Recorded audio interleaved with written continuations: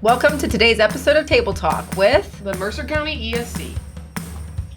All right, welcome back. We are episode 4. Episode 4. Today we are starting off with Did you know? Did you know that you can walk and work at the same time? Yeah, I did because Lindsay does it all the time. I do it all the time. And today I looked up facts, and if you did not know this, studies have shown that walking can increase output by an average of 60%. And it's probably the reason that I'm typically in a decent mood, because it helps improve your mood and your energy levels. Yeah, Lindsay likes to have data to back up what she does. That's right. So here's the data. Lindsay's always walking. You hear this motor. And it's I typically close my door so people can't hear. But we can. Okay. And she's typing away because it's not even like a walking and reading. It's like walking and typing, which makes the rest of us feel quite inferior because we are not at that level. We do have a few. Actually, I think now there's just one other. I think there's just one other. I really think there's just one other person, and she doesn't walk nearly as much as you do. Lindsay almost walked a half marathon yesterday at work. I ate 6 Reese cups. Okay, this is what's small happening. Reese cups. This is what's happening. I can't get up in the morning to work out, and yesterday I knew I was checking all my Google Classroom stuff for one of our book studies that we're doing. And so I was just reading and responding and reading and responding. And since I'm doing that, I can actually walk on my treadmill. And it's actually called a walking pad. It's not even called a treadmill because it doesn't go that fast. But I did. I almost walked 13 miles. And I'm just here to support her. I entertain all of her wild ideas, and I just smile and nod. And I say, you go, Lindsay. I'm really proud of you. Okay. She's going on a cruise. And she just told somebody that she might consider getting a walking pad when she returns. I did because secretly I'm always trying to compete with Lindsay. So if she's going to walk finally comes out. If she's going to walk a half marathon while we're at work, I'm going to walk 14 miles while we're at work when I get back from the cruise. Challenge accepted. And Lord knows she's going to make me sign up for another half marathon. And right now my foot is fractured. And I probably be from the other half marathon that probably from slogging those first 4 miles with Lindsay is probably exactly why my foot is fractured. Oh my gosh. No, that was too long ago. Now, the reason that we include these pictures is because we figure people would not know what we were talking about. So here's the other thing.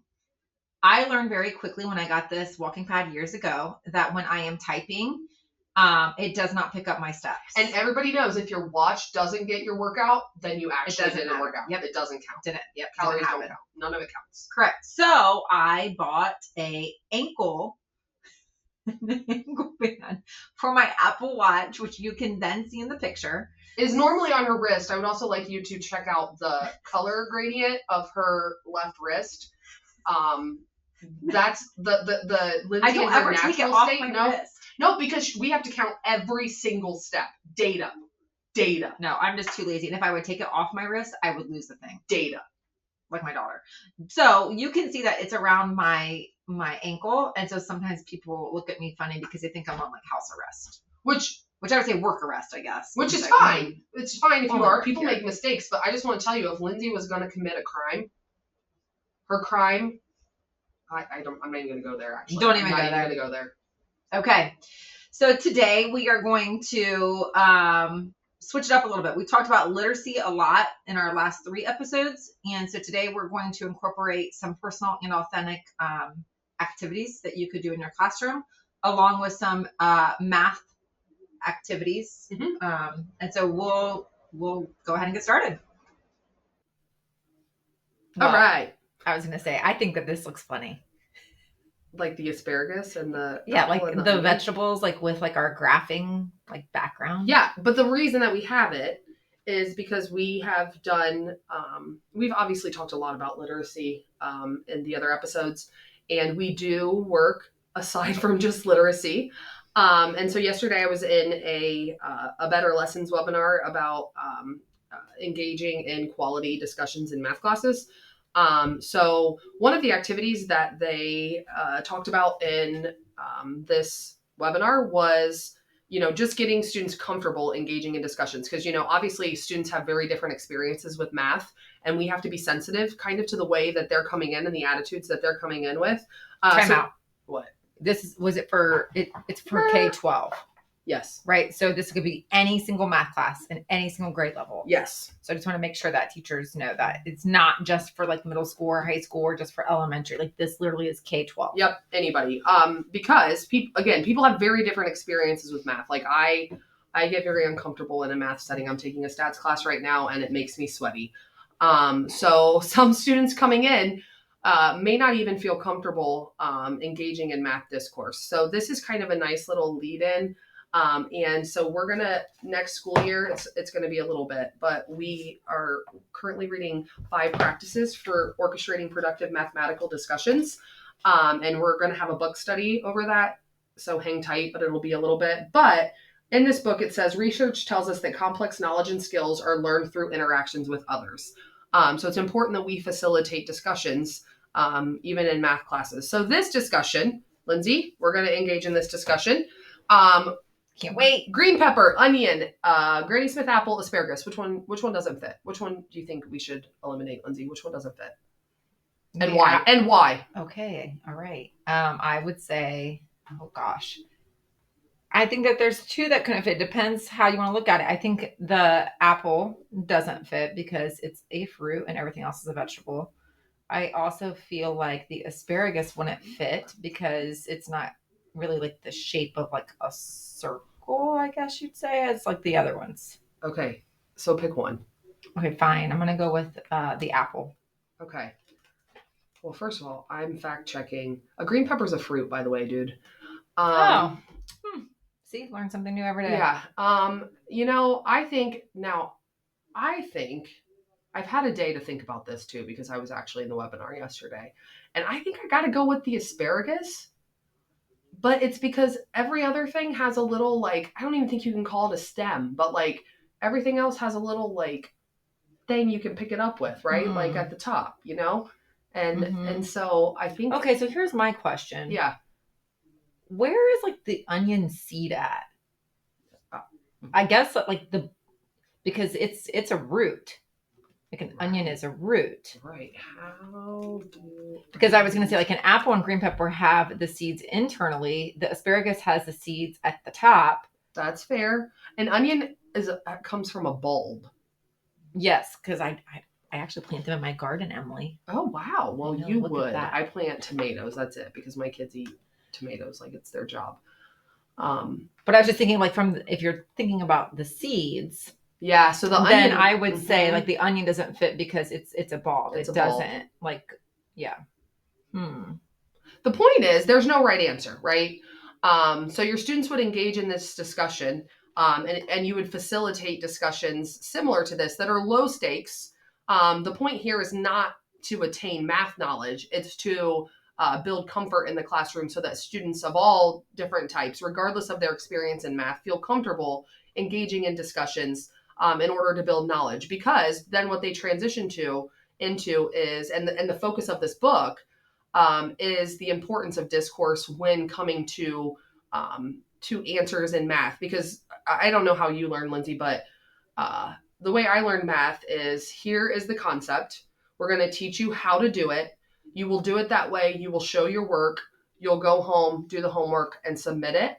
And what feels like a shift that's kind of happening and has already happened in some classrooms is kind of shifting to giving the students the tools that they need mathematically, and giving them kind of options to solve the problem. Because there are different ways to solve most problems, just like there is multiple ways to solve this problem that we have on this screen of which of these foods is different. So, well, I feel like then you could even give them almost like a hint as to how you want them to look at whatever they're looking at too. And I feel like this could be building background knowledge too. Oh, depending 100%. on what you're giving them. And that's what this book kind of, it rests on, obviously, the 5 practices. And the 5 practices, I have a tab, just a second. The 5 practices are anticipating, monitoring, selecting, sequencing, and connecting. So like you said, you could Mhm. almost kind of coach them, and that's sort of what anticipating and monitoring is. Before every lesson where you're going to allow discourse, you have to kind of take a step back and think, okay, what are all the different ways that somebody could solve this problem? And where are some pitfalls that students may get confused by? What incorrect methods might they try to use? And then as you're monitoring, not only are you have to be very careful not to give the students the answers and kind of redirect them, but you let them kind of get to it themselves. And while you're monitoring, you're also taking a look at sort of which groups and which order do I want students to share so that I can coach them to get to the correct answer. It does, obviously it involves a little bit more pre-work on the front end, but it gives them that authentic learning that we want them to be able to do, where they're tackling complex problems and knowing that they have the ability to solve those problems. Well, and I think it goes back to like the student experiences, which we're going to talk about next. So I think it's a great way to segue into the student experiences that come along with it. Did that on purpose. Look at us. We're awesome. All right. So I talked very, very briefly about what my task was yesterday. My task was to get through a lot of the assignments that were in the Personal and Authentic book study that we're doing. And if you don't remember, that's the book that we're doing the podcast study for a keynote for the October Day, Thomas Murray. And in chapter 3, it talked about really getting to know your students. And we were talking before we were actually recording, and we were like, okay, how do we weave things together? Because we're going to be talking about math, but we also want to talk about like, how do you really get to know your students and what's best for your students? Because they all come into your classroom with different experiences, and those can change on a day-to-day basis. Am I summing this up? Right? No, I think that's really good. And so to kind of tie back to what I was talking about earlier, the session that I went to yesterday also talked about one way that you could help kind of mitigate some of that anxiety that some students feel when they come into math class. One of the strategies is I wish my teacher knew. And there are kind of 2 ways you could do this. You could do it kind of a la carte, like at the beginning of a period or the beginning of a math time. And you could say, I wish my math teacher knew. And those students would then be able to, jot down. And we got this idea from Better Lessons, and they actually have little printable cards with the prompt that said, I wish my teacher knew. The student can go in, write, I wish my teacher knew I struggled with math, or I wish my teacher knew my parents are getting a divorce, or there's so many things that students can share there. The other thing you could do is just make this a year-long process where you have a jar on your desk that says, I wish my teacher knew. And students are free to drop something in at any point in time. I had something similar in my classroom when I taught. We called it the burden box. And if students came in with any sort of burden on their backs when they came into class, they were able to jot it down on the paper, drop it in the box. The only requirement I had was if it was something that could hurt them or somebody else, I did ask that they put their name on it. I checked it every few days. And I was shocked at what students shared in that burden box and the ability to kind of write it down on a piece of paper, drop it in, and get that off your back for the next 45 minutes so that you could engage in language arts. Well, and I was just going to say, like at the first grade level, I found that by doing journal writings, I got to know my students on a bigger picture level. I mean, students were more open in their writings than they were by just telling me, because they felt like it was a one-on-one conversation with me and not something that they had to share with the whole class in the room. So I do think like writing it down, and there's so many different digital tools now that we could do like a bell ringer when they walk into the classroom of how are you feeling today about anything, everything, or maybe you want to know how they're feeling about the content that they're going to learn about. I mean, there's a variety of ways that you can do this. So I think getting to know your students is number 1. We also talked about, because we're like, okay, what are the top 3 things? So getting to know your students. And then I think building gratitude with them. And we kind of talked about this, but Emily, I forget. What do we? Well, the gratitude is huge. Oh yeah. You were talking about that. Sorry. I'm gonna let you. Well, and it kind of feels fluffy when you talk about it. Like we had someone at the admin retreat last week who talked with our administrators about the importance of gratitude. And there are studies that show that practicing gratitude actually has a significant impact on physical health, sleep, psychological health. It increases empathy. It even improves mental strength. So some ways that you can kind of help facilitate gratitude in your classroom. You can build a culture of gratitude. Obviously, journaling is an easy way. Each kid, maybe you start your class period with everybody writing down what they're grateful for today. Obviously, if you're circling the classroom while students are doing that, you can get a lot of insight. If a student's struggling to find gratitude, that student's probably struggling in other aspects of their life as well. You can have a gratitude jar in your classroom that sits right beside the I wish my teacher knew.